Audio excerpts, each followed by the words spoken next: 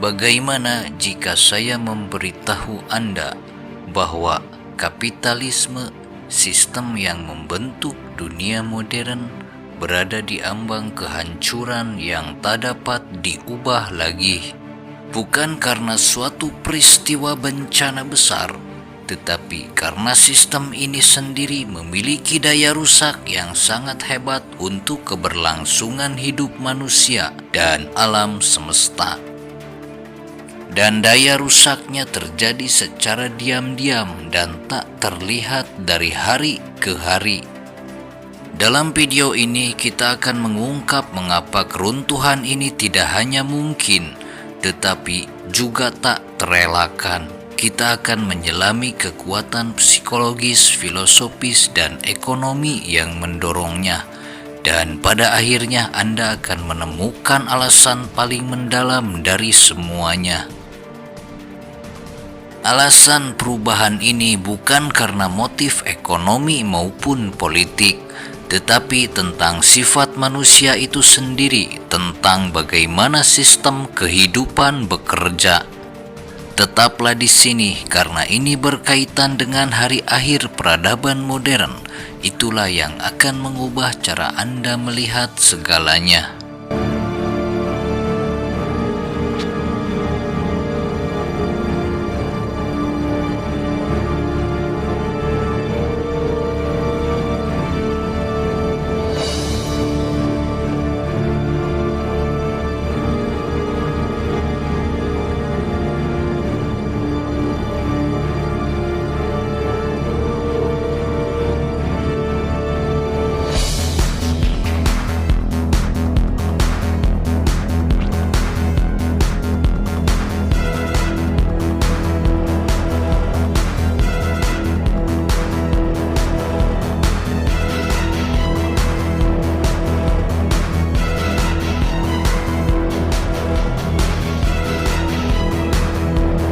Mari kita mulai.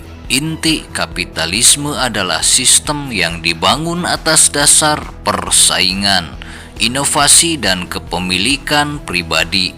Tidak dapat disangkal bahwa sistem ini telah mendorong kemajuan besar, mulai dari teknologi, kedokteran, infrastruktur, dan banyak lagi. Namun tersembunyi di balik permukaannya terdapat sebuah paradoks, yaitu sesuatu yang bertentangan dengan akal sehat dan hati nurani. Ini telah menghantui pemikir selama berabad-abad seiring berkembangnya sistem ini. Untuk memahami hal ini, pertama-tama kita harus kembali ke akarnya. Adam Smith, bapak ekonomi modern, percaya bahwa ketika individu mengejar kepentingan pribadi mereka sendiri, sebuah tangan tak terlihat atau shadow hand akan menuntun ekonomi menuju kemakmuran bagi yang menginginkannya. Namun bahkan Adam Smith memperingatkan bahwa pengejaran kekayaan yang tidak terkendali dapat menyebabkan kerusakan moral dan eksploitasi. Kita maju cepat ke masa kini dan tangan tak terlihat itu gemetar karena beban yang timbul dari kekayaan yang diciptakan adalah ketidaksetaraan, kerusakan lingkungan, dan keresahan sosial. Kapitalisme menjanjikan kebebasan, tetapi kebebasan untuk siapa?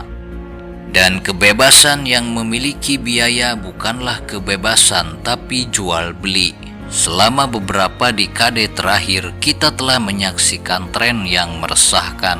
Orang yang kaya semakin kaya. Menurut laporan ketimpangan dunia, 10% orang terkaya kini memiliki lebih dari 70% kekayaan global. Sementara itu, separuh populasi dunia bertahan hidup dengan kurang dari $6 per hari. Apakah ini yang dimaksud kebebasan, ataukah ini sangkar emas yang dirancang untuk segelintir orang, sementara banyak orang berebut sisanya yang sedikit? Pikirkan baik-baik tentang ini.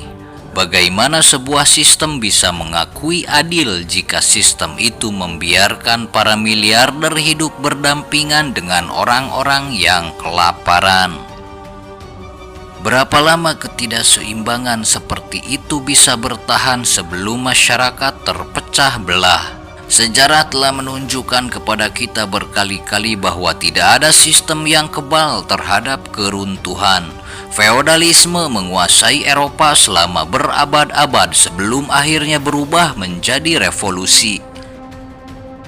Kekaisaran Romawi, pusat kekuatan ekonomi dan militer, runtuh akibat kemerosotan internal. Dalam setiap kasus, keruntuhan tidak terjadi secara tiba-tiba, tetapi secara bertahap karena sistem tersebut semakin terpisah dari kebutuhan rakyatnya. Dan sekarang kapitalisme menunjukkan gejala yang sama. Upah mandeg sementara produktivitas melonjak. Orang bekerja lebih lama dari pagi hingga malam, tetapi tetap saja merasa kurang puas dan tidak sejahtera. Kelas menengah yang dulunya merupakan kebanggaan ekonomi kapitalis, kini menghilang seperti kabut di bawah sinar matahari pagi. Dan orang-orang masih percaya pada mimpi bahwa dengan usaha lebih, dengan pengorbanan lebih, mereka bisa berhasil. Orang-orang masih percaya dengan kerja keras dan banting tulang bisa memberi kesejahteraan. Semua itu hanya berlaku dalam dunia lama. Dalam dunia baru yang sekarang semuanya tidak berlaku. Ekonomi Anda hanya akan bisa naik jika Anda mengikuti sistem kapitalisme, bukan dengan bekerja keras. Segala hal telah dicurangi. Psikolog seperti Enid Blyton telah memperingatkan kita tentang ilusi ini. Dalam karyanya The Sunny Society, ia berpendapat bahwa kapitalisme modern mengasingkan kita, tidak hanya dari kerja keras kita, tetapi juga dari diri kita sendiri. Manusia menjadi komoditas yang hanya dinilai dari apa yang mereka produksi atau dari apa yang mereka konsumsi. Dengan kata lain, nilai diri manusia ditentukan dengan konsumsi mereka terhadap kepemilikan benda-benda yang mewah. Identitas orang-orang dibentuk bukan lagi oleh siapa Anda, tetapi oleh apa yang mampu Anda beli. Hasilnya, masyarakat dipenuhi dengan kecemasan, kesepian, dan keputusasaan yang sunyi. Pernahkah Anda merasa bahwa nilai Anda diukur dari hasil kerja Anda? Seperti waktu Anda hanya penting jika diuangkan. Perasaan itu bukan kebetulan. Itu adalah konsekuensi psikologis dari sistem yang telah menempatkan keuntungan di atas tujuan.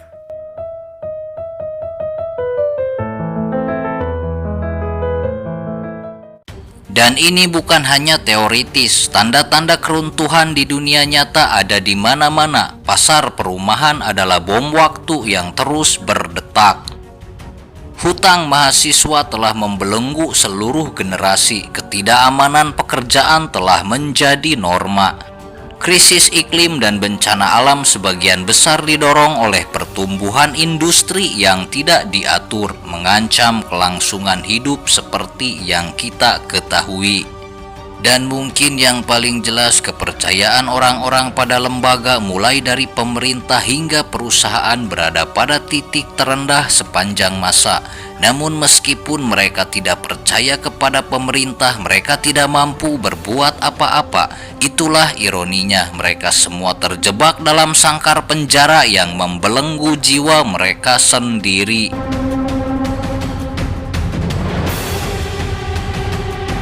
Ketika sebuah sistem tidak lagi melayani mayoritas, ketika manfaatnya hanya diperuntukkan bagi minoritas, ketika janji-janjinya menjadi kebohongan, maka keruntuhan bukan hanya mungkin terjadi.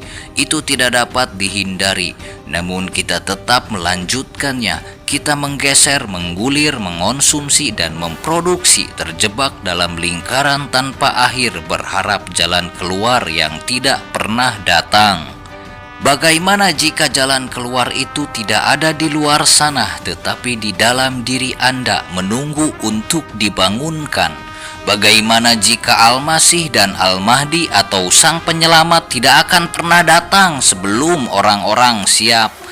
Karena jika orang-orang belum siap, kemudian sang penyelamat datang, maka sang penyelamat akan disingkirkan karena tidak memiliki pembela dan pengikut. Bagaimana kesadaran akan bangkit sementara setiap hari kebanyakan manusia selalu melihat dan mendengar kepalsuan?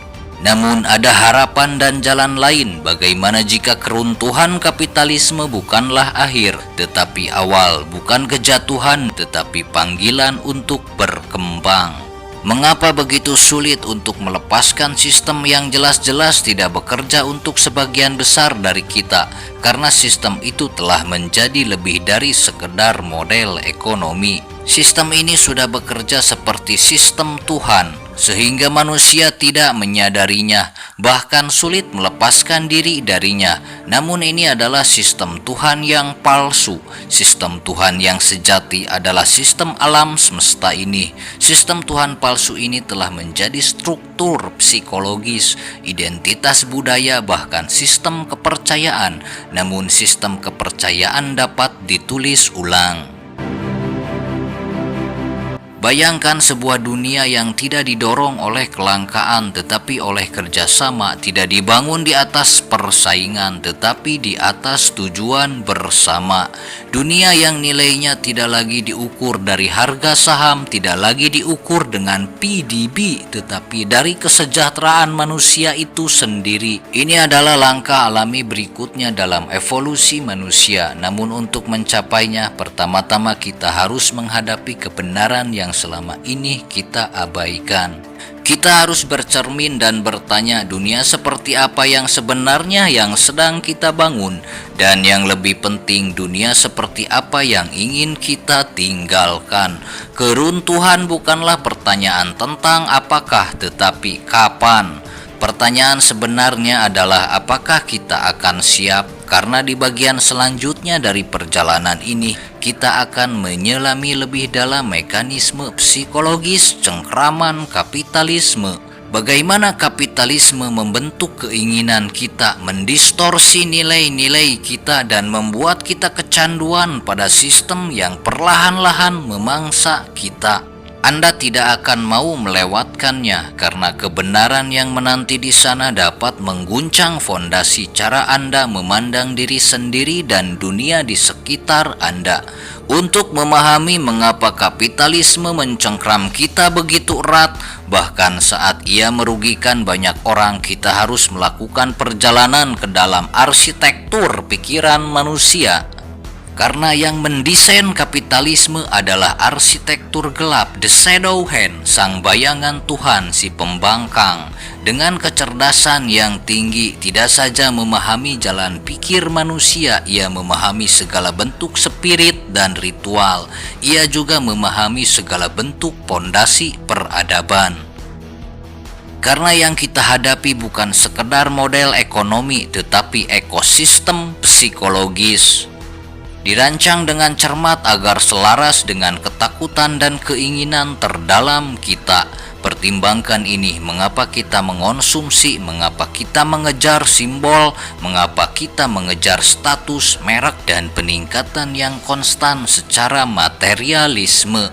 Apakah itu murni praktis, kebetulan, atau alami? Atau apakah kita mencari sesuatu yang lebih sulit dipahami, kepemilikan identitas dan harga diri? Apakah ini murni alami atau sudah diatur? Semua nilai dan ukuran diukur dengan uang dan materi yang dikonsumsi dan dipakai.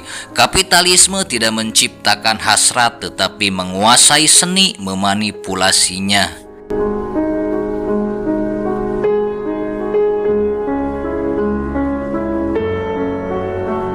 Sigmund Freud, bapak psikoanalisis, memahami bahwa sebagian besar perilaku manusia berasal dari dorongan bawah sadar. Keponakannya Edward Bernays mengambil pemahaman itu dan meletakkan dasar bagi periklanan modern. Bernays menyadari bahwa untuk menjual sesuatu produk, Anda tidak memasarkan kegunaannya, Anda mengaitkannya dengan emosi, seperti mobil menjadi simbol kekuasaan. Parfum menjadi simbol cinta, sebuah merek menjadi simbol diri, dan tiba-tiba konsumsi bukan lagi pilihan. dan itu adalah ritual untuk membangun identitas. Pasar menjadi cermin yang melaluinya kita mencoba melihat diri kita sendiri dengan lebih jelas. Inilah kejeniusan dan perangkap kapitalisme. Itu tidak memaksa, tetapi itu menggoda. Itu tidak memaksakan kepatuhan, tetapi menawarkan kesenangan. Kapitalisme menyihir dirinya sendiri menjadi perempuan cantik super jelita dan dijadikan indah dalam pandangan manusia mengenai perempuan. Ini adalah arsitektur bagaimana memanipulasi hukum Tuhan yang sejati untuk kepentingan dan tujuan. Hukum alam yang sejati adalah bahwa manusia selalu menyukai keindahan dan kecantikan, juga kesenangan. Kapitalisme tinggal dibentuk menjadi seperti itu, seperti sesosok perempuan yang super jelita yang bisa memberi Anda kesenangan. Namun tipuannya akan terungkap ketika Anda sudah dalam dekapannya. Tidak ada kedamaian, bahkan tidak ada kesenangan. Dan dengan melakukan itu, kapitalisme melatih kita untuk menghubungkan konsumsi dengan kebahagiaan, produktivitas dengan kebaikan, dan kekayaan dengan moralitas. Namun berapa biayanya? Pernahkah Anda membeli sesuatu bukan karena Anda membutuhkannya, tetapi karena itu membuat Anda merasa menjadi versi diri Anda yang lebih baik? Itulah yang terjadi. Versi yang lebih dihormati, dikagumi, atau dicintai, dan berapa lama perasaan itu bertahan? Anda lihat kapitalisme tumbuh subur karena ketidakpuasan. Kapitalisme membutuhkan Anda untuk merasa tidak cukup baik, sehingga Anda akan terus mengejar, menghabiskan, dan meningkatkan diri. Saat Anda merasa puas, Anda berhenti memberi makan mesin kapitalisme. Ini masalah spiritual dan kekosongan. Itu terus membesar. Kaum muda saat ini menghadapi tingkat kecemasan dan depresi yang belum pernah terlihat sebelumnya. Jadi mengapa putus asa? Mengapa ada rasa hampa? Karena kehidupan yang dibangun hanya berdasarkan validasi eksternal adalah kehidupan yang rapuh. Ketika rasa harga diri kita terikat pada nilai pasar, setiap kemerosotan, penolakan, kegagalan apapun menjadi krisis identitas. Bukan kebetulan, ini sudah direncanakan. Ekonomi adalah pertunjukan. Budaya dijadikan kerja keras, memonetisasi setiap gairah dan hobi Anda. Ini bukanlah tanda-tanda kebebasan. Ini adalah tanda-tanda keputusasaan sistem yang mendorong individu untuk menjadi merek mereka sendiri, bos mereka sendiri, perusahaan mereka sendiri. Setiap diri dijadikan kapitalisme itu sendiri.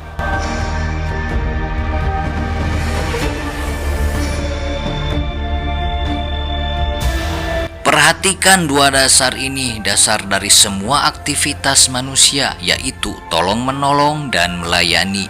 Anda menjadi pekerja karena melayani perusahaan. Anda jadi dokter karena menolong sesama. Anda memiliki jabatan di pemerintahan karena menolong sesama dan melayani sesama. Dan semua hal produktif serta aktivitas didasari dua hal ini, yaitu tolong-menolong dan melayani. Perhatikan hari ini, semuanya harus diuangkan sehingga tidak ada ketulusan dalam tolong-menolong. Tidak ada semangat yang muncul untuk saling melayani karena cinta, tetapi saling tolong-menolong diukur dengan angka uang. Pelayanan diukur jua dengan angka-angka uang. Ironisnya, ukuran sesat ini juga masuk ke ranah rumah tangga sehingga banyak perceraian. Pikirkan seberapa sering Anda mendengar ungkapan seperti waktu adalah uang, atau jika Anda tidak berkembang, Anda sedang sekarat. Mantra-mantra ini mereduksi kehidupan menjadi buku besar.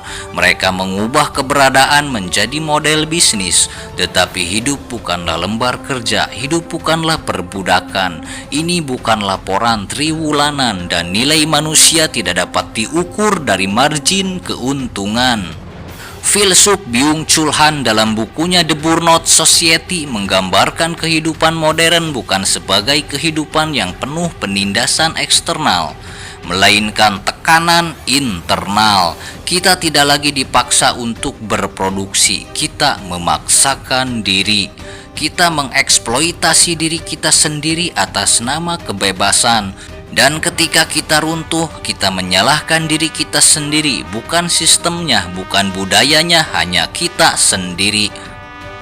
Ini mungkin tipu daya kapitalisme yang paling hebat. Ia tidak disalahkan atas kehancuran, kerusakan, dan kemerosotan. Jika mengalami kegagalan, seseorang justru menyalahkan dan mengutuk diri mereka sendiri. Bukan hanya untuk mendominasi kita secara eksternal, tetapi untuk menjajah pikiran kita, untuk membuat kita percaya bahwa kegagalan kita bersifat personal, bukan struktural. Jika kita tidak bahagia, itu karena kita malas. Jika kita bangkrut, itu karena kita tidak bekerja cukup keras. Jika kita kelelahan, itu karena kita tidak mengoptimalkan diri. Dan bukankah seperti itu pikiran manusia modern? Mereka hanya bisa menyalahkan diri mereka sendiri. Mereka tidak bisa melihat sesuatu yang lebih kompleks dan sesuatu yang lebih besar yang membuat hidup menjadi seperti sekarang ini. Sistem ini dirancang untuk melelahkan Anda, untuk membuat Anda terus berlari dan tidak menghasilkan apa-apa, untuk membuat Anda teralihkan, untuk mencegah pemberontakan, untuk membuat Anda terus mengkonsumsi. Cobalah istirahat sejenak, diam sebentar dan jangan berlari. Jangan mengejar mimpi dan semua kepalsuan itu. Cobalah diam dan dengarkan suara suci ilahi. Sudah saatnya kita mengajukan pertanyaan yang berbahaya. Apa artinya berhenti berlari?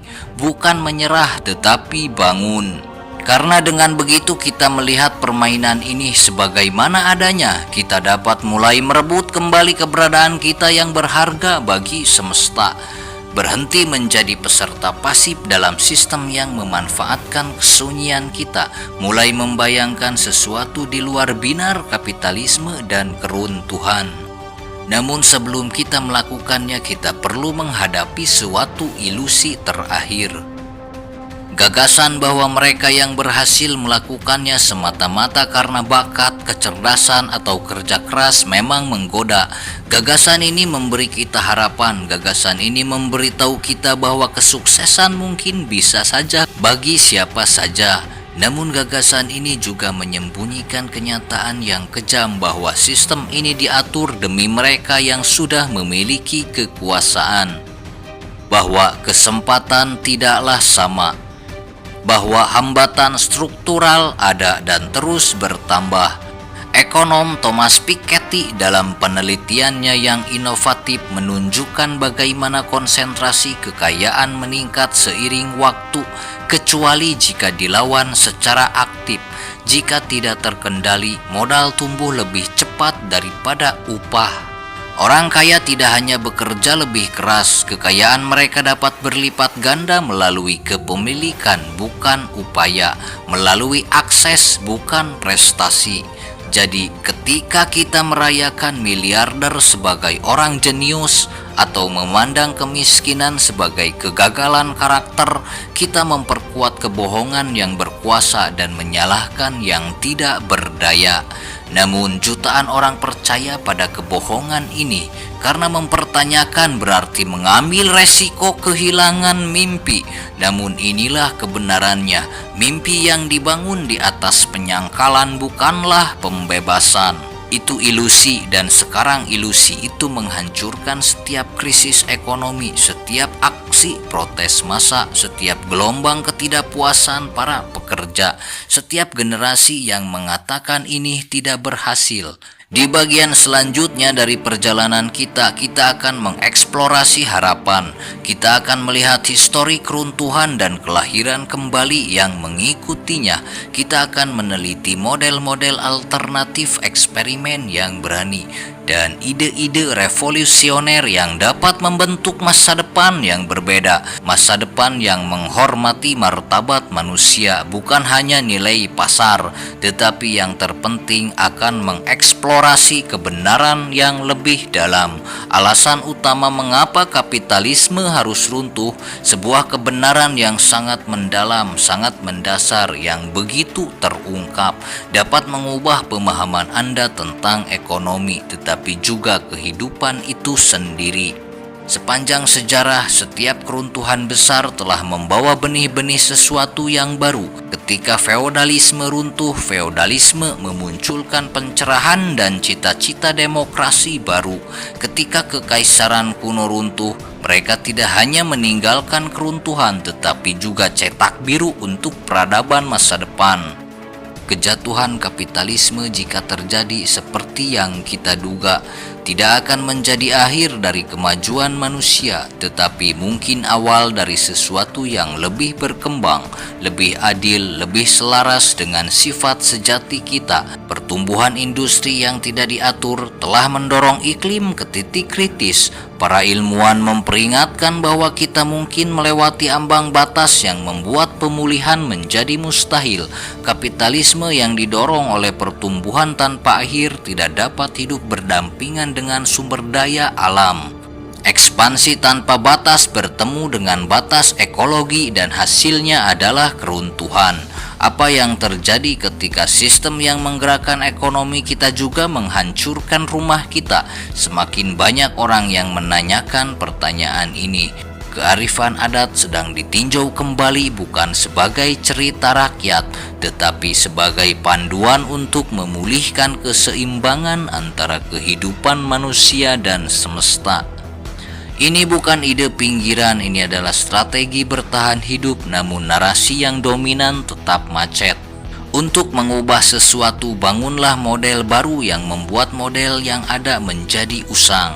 Itulah tugas kita sekarang, bukan untuk menambal kapitalisme dengan reformasi, tetapi untuk menata ulang fondasi kita sepenuhnya. Kita mengalami perubahan paling radikal dalam sejarah dan mendefinisikan ulang nilai-nilai itu sendiri. Selama berabad-abad kita telah mengukur nilai melalui ukuran moneter. Bagaimana jika keberhasilan suatu masyarakat tidak dinilai dari PDB, tetapi dari kebahagiaan dan kesejahteraan rakyatnya itu sendiri? Ini bukanlah idealisme yang naif, karena inti dari krisis ini bukan hanya ekonomi. Ini adalah mitologi. Kapitalisme bertahan karena kita mempercayainya. Kita percaya pada mitos bahwa persaingan tanpa akhir adalah sifat manusia, bahwa keserakahan adalah kejahatan yang perlu. Tetapi kepercayaan ini bukanlah kebenaran. Itu hanyalah konstruksi, dan seperti semua konstruksi, mereka dapat dibongkar dan diganti. Kita terprogram untuk terhubung, untuk bekerja sama, untuk menempatkan makna. Jadi runtuhnya kapitalisme bukan hanya tentang kegagalan sistem, ini tentang mitos yang mati. Dan ketika mitos mati, orang-orang terbangun. Kita mulai mengajukan pertanyaan yang dulu dianggap tidak terpikirkan. Apa artinya hidup dengan baik? Apa kekayaan jika bukan cinta, kegembiraan, keindahan, dan rasa memiliki? Seperti apa kehidupan kita jika tidak lagi didefinisikan oleh produktivitas kita, tetapi oleh kemanusiaan kita? Seniman yang berkarya bukan lagi untuk keuntungan, tetapi untuk kebenaran. Orang tua dihormati karena kebijaksanaan mereka, bukan disingkirkan karena kegunaan mereka sudah menurun. Komunitas dibangun atas dasar kepedulian, bukan persaingan.